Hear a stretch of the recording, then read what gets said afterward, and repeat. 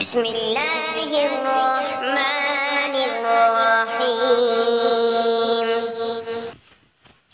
الحمد للہ وحدہ والصلاة علی نبی بعدہ Hey اما there, بعد فاعوذ باللہ من subscribe to my الشیطان channel الرجیم بسم اللہ and also الرحمن press this الرحیم bell icon. یا ایہا الذین آمنوا کتب علیکم الصیام کما کتب علی الذین من قبلکم لعلکم تتقون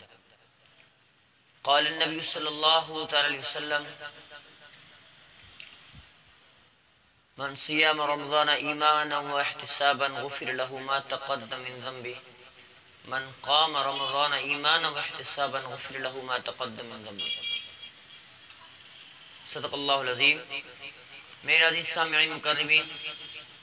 شعبان کے آخری ایام چل رہے ہیں اور ان قریب رمضان مبارک کا مہینہ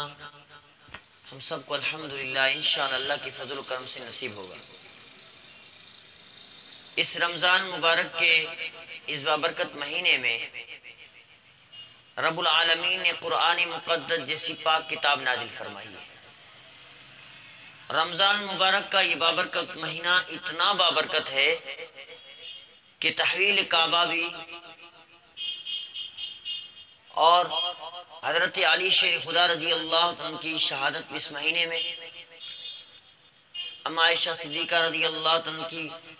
شہادت اسی مہینے میں، وفات اسی مہینے میں، اور قرآن مقدس کی نزول بھی اسی مہینے میں۔ اور اللہ رب العزت نے قرآن مقدس میں فرمایا کہ یا ایھا الذین آمنوا کتب علیکم الصیام کما کتب علی الذین من قبلکم لعلکم تتقون۔ اے ایمان والو، تم پہ بھی روزے فرض کیے گئے ہیں اس طرح سے اور امتوں پر بھی روزے فرض کیے گئے تھے، جیسے کہ حضرت آدم علیہ السلام کی امت پہ ایام بیض کے روزے فرض تھے، یعنی کہ ہر مہینے کی 13ویں کی، 14ویں کی اور 15ویں کی روزہ حضرت آدم علیہ السلام کی امت پہ فرض تھی۔ اور حضرت موسیٰ علیہ السلام یعنی بنی اسرائیل والوں کے لیے 6 مہینوں کے روزے تھے، یعنی کہ 12 مہینوں میں 6 مہینے افطار کرتے تھے اور 6 مہینے لگاتار روزے رکھتے تھے۔ اور حضرت داؤد علیہ السلام کی امت کے لیے یہ تھا کہ وہ بھی 6 مہینے روزے رکھتے تھے، لیکن ترتیب یہ تھی کہ ایک دن روزہ ہوتا تھا اور ایک دن افطار کی جاتی تھی، لگاتار 6 مہینے نہیں، یعنی کہ بنی اسرائیل والوں کے لیے لگاتار تھی، اور حضرت داؤد خلیفۃ اللہ کی امت کے لیے ایک دن روزہ تھا اور ایک دن افطار ہوا کرتا تھا۔ لیکن یہ ہمارے محبوب اکرم صلی اللہ علیہ وسلم کے اوپر یہ اللہ رب العزت کی مہربانی ہے کہ 11 مہینے تک کوئی بھی فرضیت کی غرض و روزہ نہیں ہے۔ محرم کے روزے نفل ہے، رکھو، آپ کی مرضی، ثواب کا کام ہے۔ اگر کوئی نہیں رکھتا ہے تو پھر اس پہ کوئی گناہ، کوئی پکڑ وغیرہ نہیں ہے۔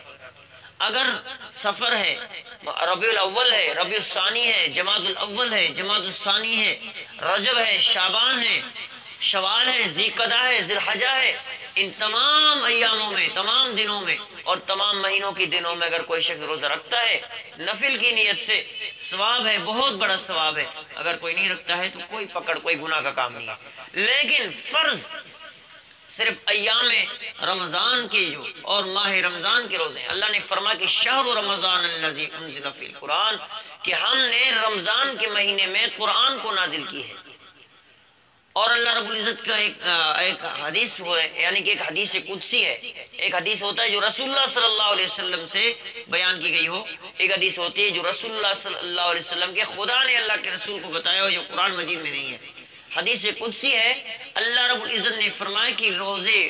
رمضان کے روزے مجھے اتنے پیارے ہیں کہ میں اللہ اعلان کرتا ہوں الصوم لی وانا اجزا بہ، کہ روزہ میرے لیے ہے اور اس کا بدلہ میں خدا دوں گا۔ یہ رمضان کا مہینہ آ رہا ہے، یہ بابرکت مہینہ ہے،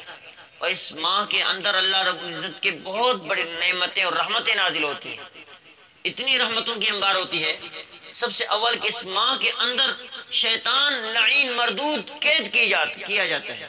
زنجیروں میں جکڑا جاتا ہے۔ تمام شیاطین کو اللہ کا حکم ہوتا ہے کہ تمام شیاطین کہیں بھی ہیں ساروں کو جو ہے گرفتار کر کے سمندر کے تہہ خانے میں بند کر دیا جائے، سارے ماہ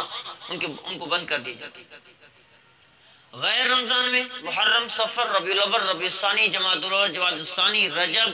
شعبان اور ذی القعدہ، ذی الحجہ میں شوال میں جن ایام میں رمضان کے علاوہ ایک فرض کا ثواب ایک ہی ملے گا، ایک نیکی کا ثواب ایک ہی ملے گا، لیکن رمضان کے اندر اللہ کی ایک بڑی رحمت اور برکت اور اللہ کی ایک انعام ہے بندوں پر۔ اللہ فرماتا ہے کہ تو ایک نیکی کر 70 نیکیوں کے برابر تجھے ثواب دوں گا، ایک فرض پڑے گا تو مجھے 70 فرضوں کا ثواب دوں گا، غیر رمضان میں تو ایک نفل پڑے گا اور ایک نفل کا ثواب ایک ہی نفل ملے گا۔ رب العالمین فرماتے ہیں جو رمضان میں تو ایک نفل پڑے گا میں تجھے یعنی کہ ایک فرض کے برابر تجھے ثواب دوں گا۔ عزیزان من، یعنی رمضان کا مہینہ آ رہا ہے، ہم استقبال میں آپ کے سامنے بیان کر رہے ہیں اور استقبال کر رہے ہیں رمضان کا مہینے کی۔ اللہ رب العزت سے دعا ہے رب العالمین ہمیں رمضان کے مہینے میں ہمیشہ پاک دامنی کے ساتھ اپنے من کو، اپنے ذہن کو، آنکھوں کو، کانوں کو پاک دامنی کے ساتھ رکھنے کی توفیق عطا فرمائے اور ہمیں رمضان کے مہینوں کے تمام روزے اچھی طرح سے بجا لانے کی توفیق عطا فرمائے اور تراویح پڑھنے کی توفیق عطا فرمائے، قرآن مجید سننے اور قرآن مجید کے ختم نکالنے کی توفیق عطا فرمائے۔ وما علینا الا البلاغ المبین۔